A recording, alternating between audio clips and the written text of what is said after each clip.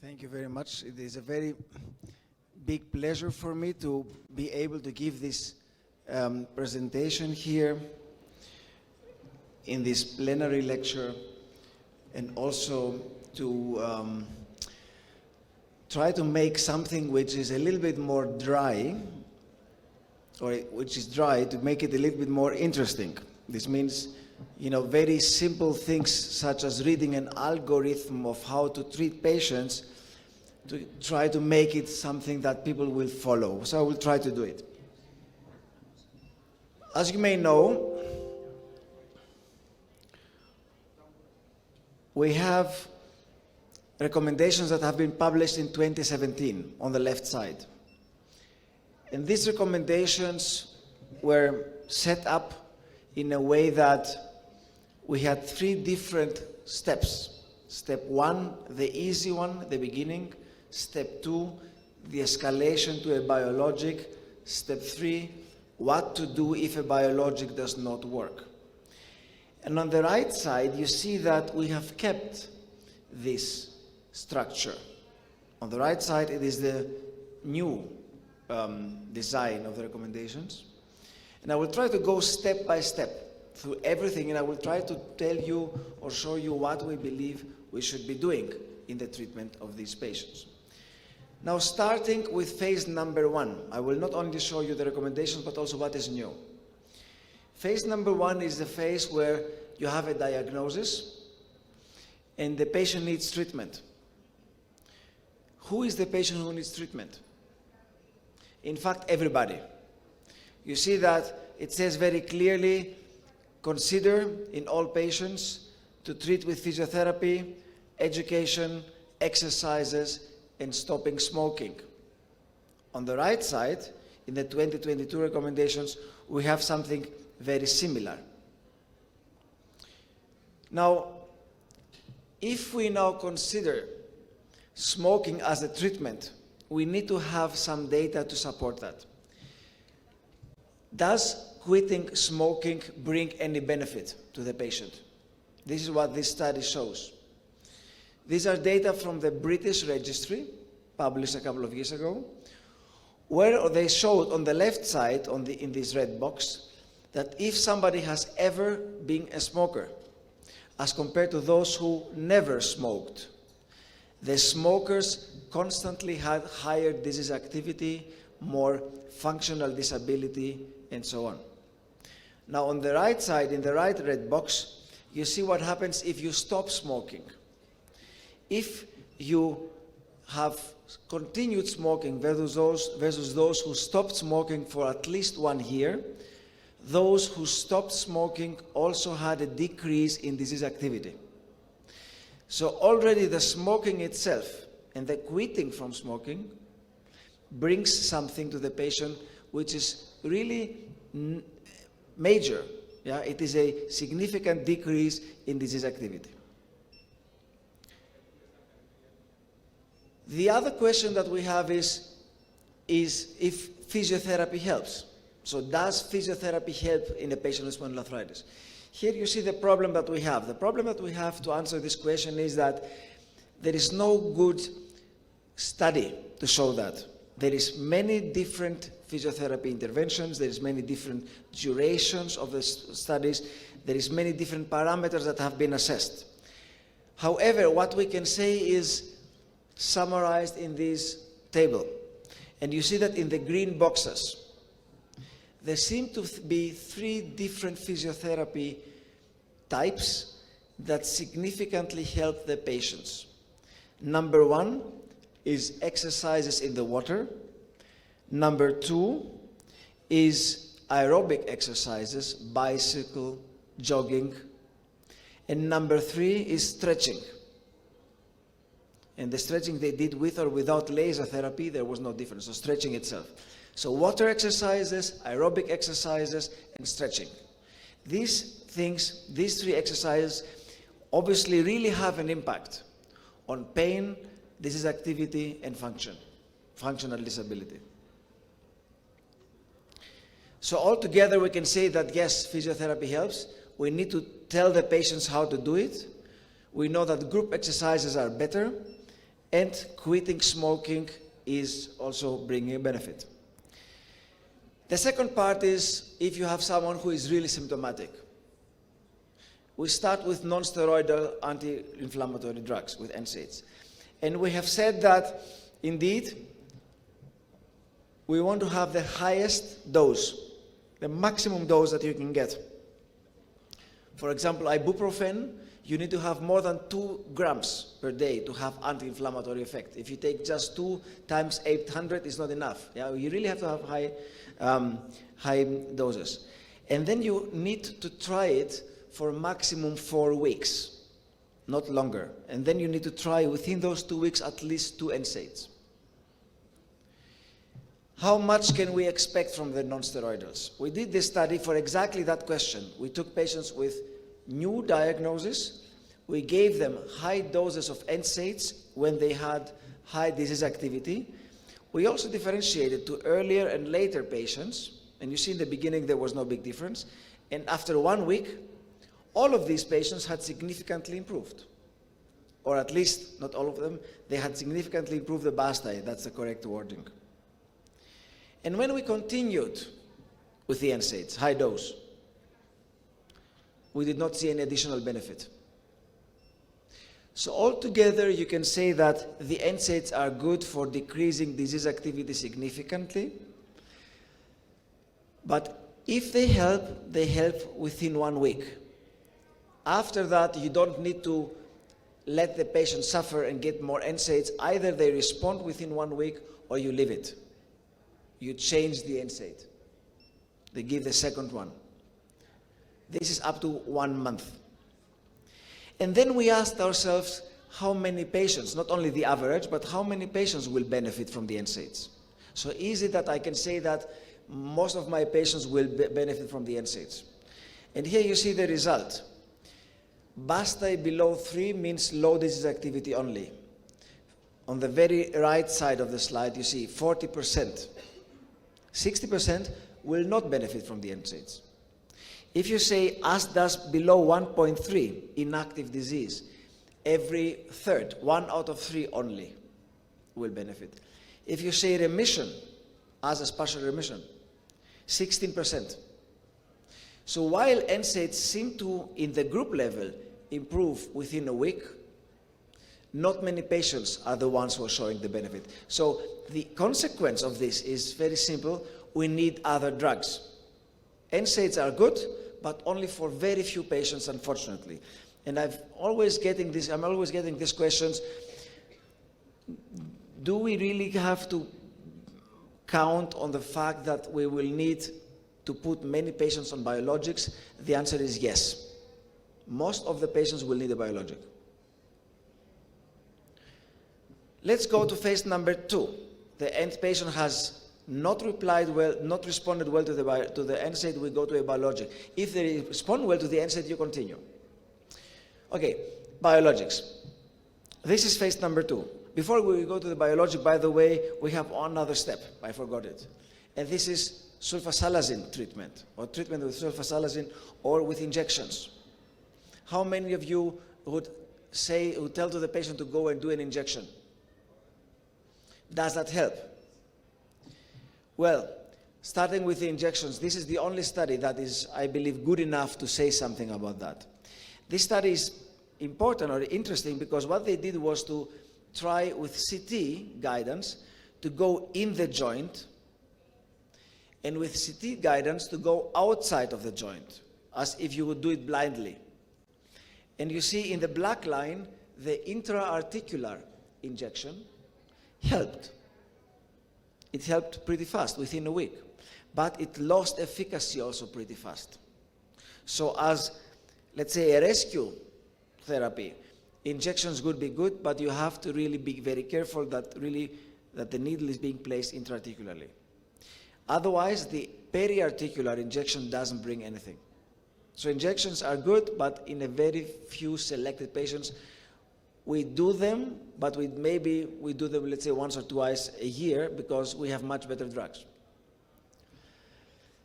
For sulfasalazine, I don't know how many of you would use that drug. We do have data. These are data from the Norwegian registry. What they did was to give sulfasalazine to patients with spondyloarthritis over 3 months. Here you see the p-values of all the outcomes that they measured. The only outcome that was significantly improving was question number 3 of the BASTAI, peripheral pain. And by that also the BASTAI itself improved. But what we can say here is that indeed sulfasalazine for sole patients with peripheral pain, that might be helpful, but I'm not aware of so many patients who have only enthesitis with confirmed disease. Yeah? Enthesitis means Achilles tendon enthesitis, for example. But if you have such a patient, sulfasalazine makes sense. Otherwise, not. Now, going over to the other part, which is the biologics. There, we now know that we are improving by also measuring disease activity and understanding disease activity, quantifying disease activity. You see on the left side, the 2017 recommendations, they included the BASTAI. The 2022 recommendations only rely on the ASDAS. We in our hospital do both, ASDAS and BASTAI. BASTAI for reimbursement still, ASDAS because I believe it is more reliable, and it's also obviously in these recommendations. ASDAS also has good and validated cutoffs for the status of the disease activity. Now regarding the BASTAI, I would like just to make you a little bit more sensitive to whether or not it makes sense to use the cutoff of 4 for the BASTAI or not. This is a study we did in Germany a couple of years ago, where we took data from daily practice. And you see in the blue line, these are the patients who were treated with a biologic, and they had at the beginning of the treatment a BASTAI of more than 4. And the blue line improved, and it continued until 2 years. Clear message. However, we found also patients, for whatever reason, we don't know the reason, but the physician decided to give the biologic, even if the BASTAI, first-time biologic, even if the BASTAI was not beyond 4. This is the red line. It was somewhere between 3 and 4. And you see that this red line also improved very nicely and ended after 2 years at the same level as the blue line. This means that obviously the cutoff of BASTAI is not good enough. And maybe a cutoff of around 3 would have been better. But we never validated that.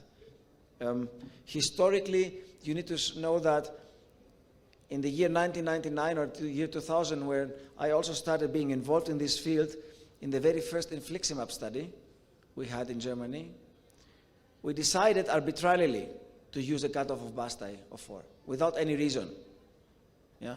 And this was then used for until now. So obviously, the cutoff of BASTAI of 4 is not good enough. Looking at the biologic treatment now, assuming we have failed the NSAIDs, we know that we have a patient who has the right diagnosis, and obviously we have a high disease activity. The big change is that we do not only rely on TNF blockers, but we also rely on IL-17 inhibitors on the same level. And also we've put JAK inhibitors based on the newer data on the same level as well. However, we have more data for TNF blockers, monoclonal antibodies, for those patients who have active IBD, so it's now active, and have uveitis.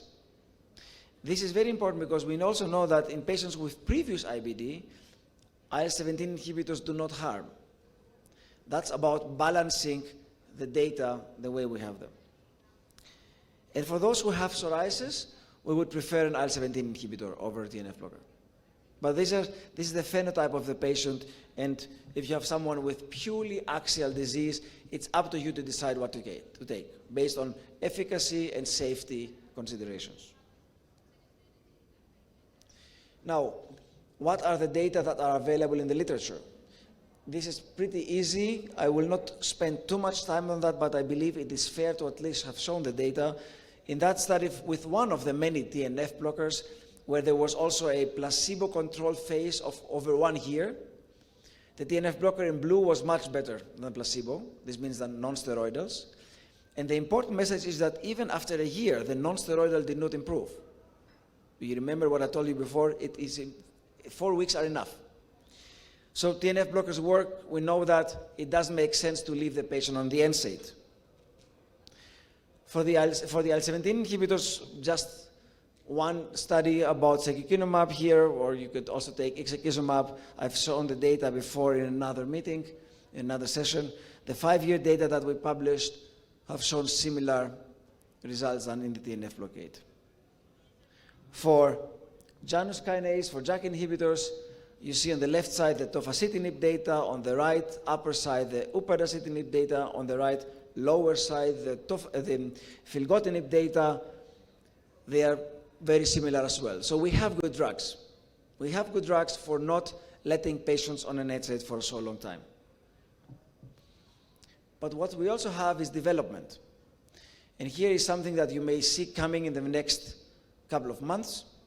This is development of an IL-17 inhibitor that blocks dually IL-17A, like ixekizumab and secukinumab, but also IL-17F.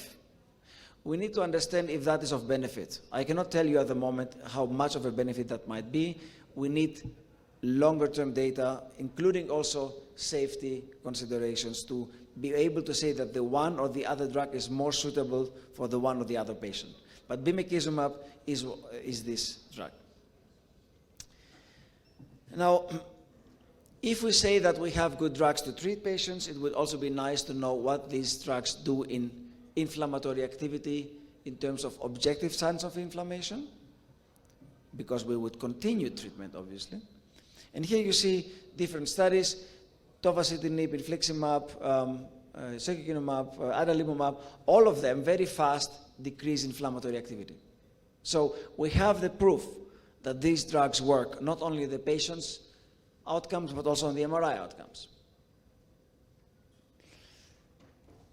We also have data to show that patients with psoriatic arthritis and axial disease are benefiting from the same drugs. Here with secukinumab, the study we published a couple of years ago, where we took patients with PSA and axial involvement and gave them the IL-17 inhibitor, and the primary outcome used for axial disease was now used for peripheral disease. And also here we found good results. So the drugs work, generally speaking, in the field of spondyloarthritis, which is a very good sign. Looking at what to do if these drugs work, the recommendation of good response is to continue.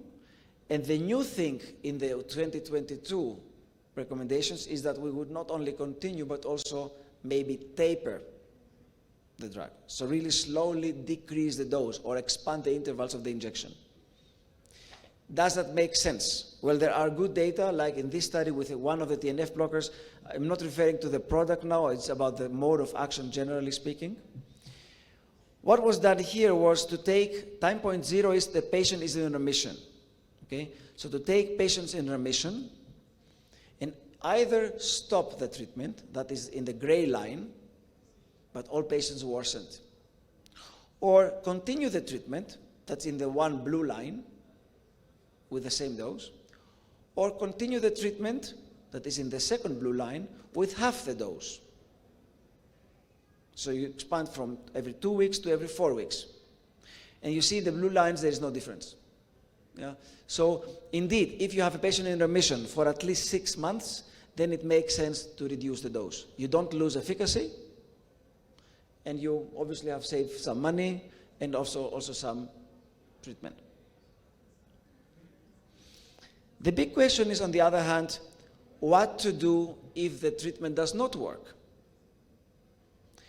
In the 2017 recommendations, we had said that we would switch to another biologic. I believe the biggest novelty of the 2022 recommendations is that we have said that before we switch, we reevaluate the diagnosis.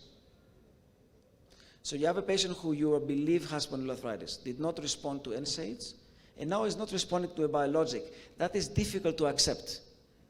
Yeah? So what do? Please reevaluate the diagnosis. That's the step that I'm referring to now. I show you what we may take into consideration. We may take into consideration that this patient was never diagnosed properly. Everybody does mistakes, we have to accept that. But we also may take into account that things have changed within the correctly diagnosed patient. Cases like this, a patient who was doing very well but had a sacral fracture. Patients like this, where we did the wrong diagnosis and this was an osteitis condensans. Cases like this, where you have a malignancy. Cases like this, where you have a wrong diagnosis of dish. Yeah? So it is crucial, and I can tell you that from my own experience, a correct diagnosis, a correctly diagnosed patient almost always responds to a biologic.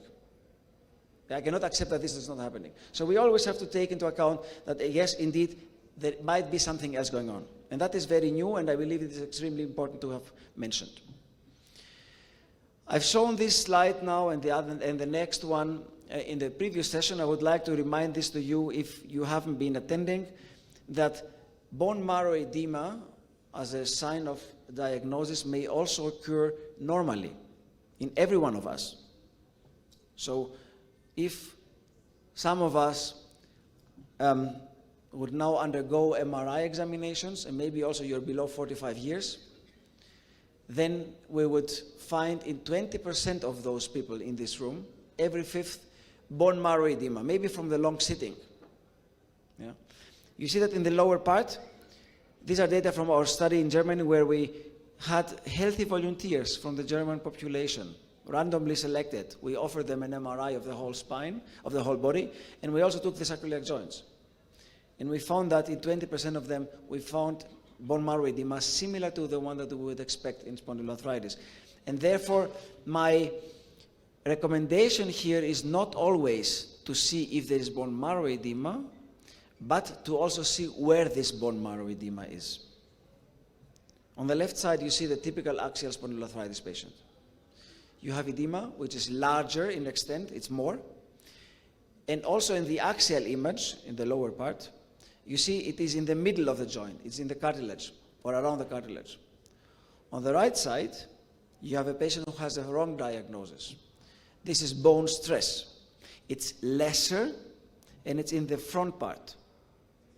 This is where the ligaments pull on the bone, and you have bone stress. One other thing that we may need to take into account is that we have made the right diagnosis, we have the right drug, but the dose is not enough. And we discussed the issue of obesity today. These are data from the French registry, or from the French study, from the Swiss study, where they showed that, you see the p-value on the right. This is a p-value for interaction. This means the three groups: normal BMI, overweight, and obese patients. And on the left side, you see the outcomes.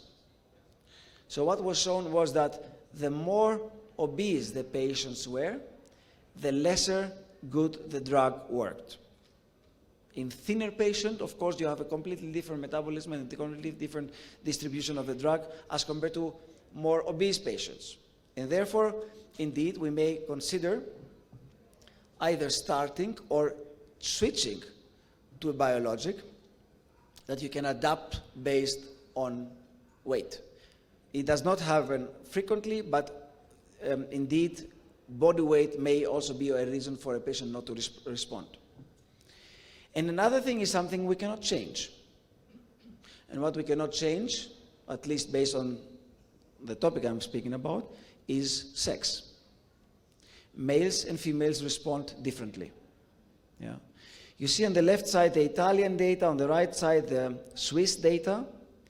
On the left side, the Italian data show remission only. Males are higher. Females are lower.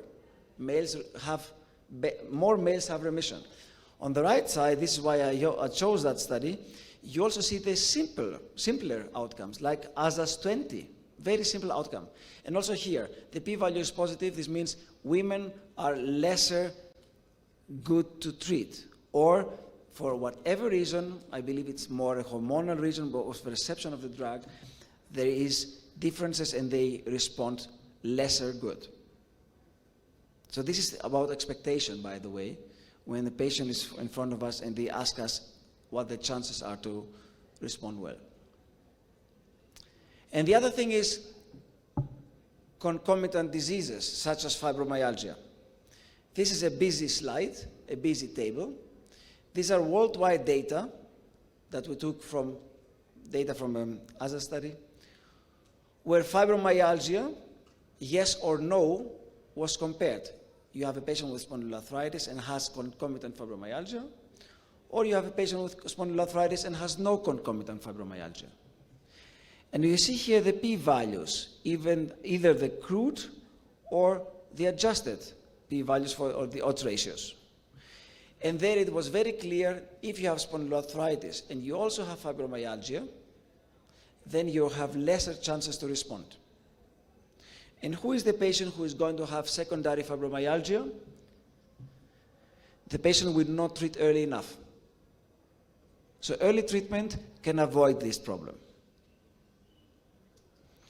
What we also did was to check what secondary fibromyalgia does to the patient's questionnaires.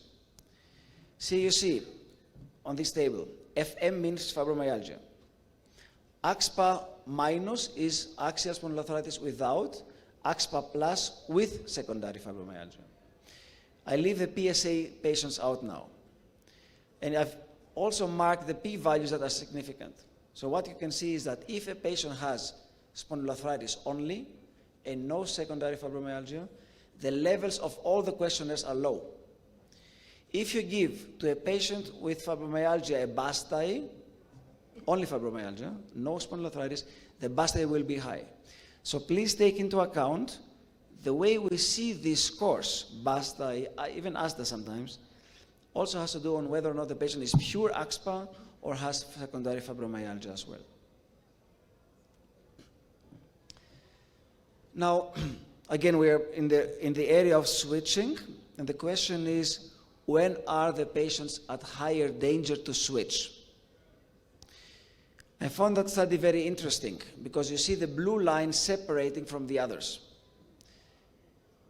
All these lines are the different years of treatment for axial spondyloarthritis. And the blue line goes lower. This is when the patients left the treatment, we switched. And this, switch was happening most of the times in the first year. This means the danger of stopping the treatment is in the first year in the maximum. If the patients survive the first year, the danger of switching or stopping the treatment is much, much lesser. The first year is crucial. We go to phase number 3. What we have here now is the probability or the options to switch. And again, from the TNF blocker almost only, we go to TNF blocker, or IL-17 inhibitor, or JAK inhibitor in 2022. Does that make sense to switch or to start with a TNF blocker only? That study is a little bit, the slide is a little bit difficult to follow. I will try to say it in words. On the left side, you have the AxSpA patients independent of those who had fulfilled the ASAS classification criteria. On the right side, those who fulfilled the ASAS classification criteria. The result is the same. Independent on which model was used for the analysis. What they did was to take patients who had a TNF blocker in the beginning and switched to another TNF blocker, or patients who started with a TNF blocker and switched to IL-17 inhibitor. And what they found was that there was no difference to what these patients switched to. A switch from a TNF blocker to an IL-17 inhibitor, or a switch from a TNF blocker to a TNF blocker. However, I'm not so sure that this study answers the question to how to do it. Should I switch the mode of action or should I stay in the same drug? Simply because these patients were all very early in the disease. Most of them were non-radiographic axSpA patients, and I am of the opinion that the longer the disease goes on, the more mature it gets, the more difficult it gets to treat. But just for you to have heard that this study exists. We have seen, on the other hand, that switching, and this is now about the brown bar, switching from adalimumab, from a TNF blocker, to an IL-17 inhibitor, ixekizumab in that case, may help. Every fourth patient had a good response. So if you ask me what to do, should I switch from a TNF blocker to a TNF blocker, from IL-17 inhibitor to IL-17 inhibitor, or mix it up, my opinion is that we should rather mix it up, go from the one mode of action to the other, but the data, we need a control study to answer that. The data are not that strong at the moment. Now, one other thing that I would like to mention here is how to deal with remission overall, and whether or not, remission may also be of benefit for other outcomes, and the toughest outcome in this case is radiographic progression. This data from Switzerland showed that if you, let me check what the next slide is, all right, that if you, on the right side, if you are in ASDAS below 1.3 in active disease, as compared to no inactive disease, on the right side, the white triangles are the patients who progress radiographically. These patients are much, much fewer if they are in low inactive disease status, in remission. This very simply means that if you have a patient who is in remission, the radiographic progression will also be much lower. If remission is not happening, then unfortunately, radiographic progression goes on. We try to answer the question on whether or not now being in remission really modifies the disease. So is a biologic DMARD a disease-modifying drug? Disease modification, to our understanding, means stopping osteoblastic activity, stopping progression. Not only stopping the inflammation and the pain, but really stopping progression. And what we did in this study was, in the top area, in the top row, to take patients who had axial spondyloarthritis, active disease. What you see on the, I cannot point properly, what you see on the term or STIR sequence is the inflammation. What you see on the T1 sequence is the fat. What you see on the natrium fluoride image, the black and white image, is a specific tracer that we gave. We took it from the cancer patients for osteoblastic activity, not for inflammation. And what you see on the very right is the hybrid image. It's nicer, but the most important thing is the black and white image in the third from left. So we gave them a biologic for 3 months. And we re-examined them with a PET MRI. And what you see is, in the bottom, inflammation goes away. That's clear. Fat does not change. Fat has also the potency of osteoblastic activity. And osteoblastic activity completely disappears. That's in the third image from the left in the bottom. Yeah? So the black spots go away. And you see also the hybrid image, it's also empty of osteoblastic activity. So I believe this is one proof that if a patient gets a biologic, and you see that I'm very much pro-biologics. Yeah? If a patient gets a biologic because the non-steroidals did not help, and is also in remission, yes, then we do disease modification. We stop progression. We stop the osteoblastic activity very soon.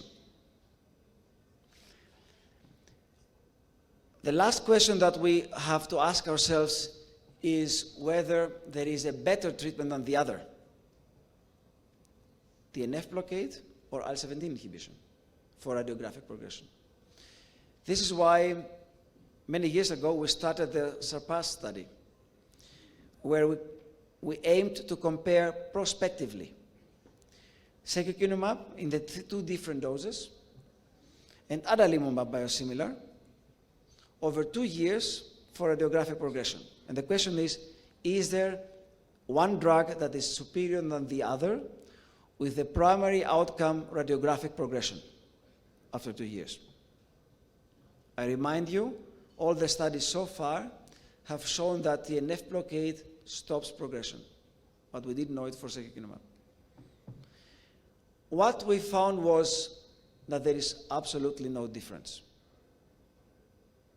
No difference in radiographic progression, whichever drug you take. No difference also means that both work. There is no difference in 150 milligrams versus 300 milligrams secukinumab. But there's also no difference as compared to the gold standard adalimumab. So although the study was negative in terms of showing that secukinumab is not superior, I take it from a positive view, showing that we have just no progression or very, very little progression, even with IL-17 inhibition, as compared to what we knew before with TNF blockers.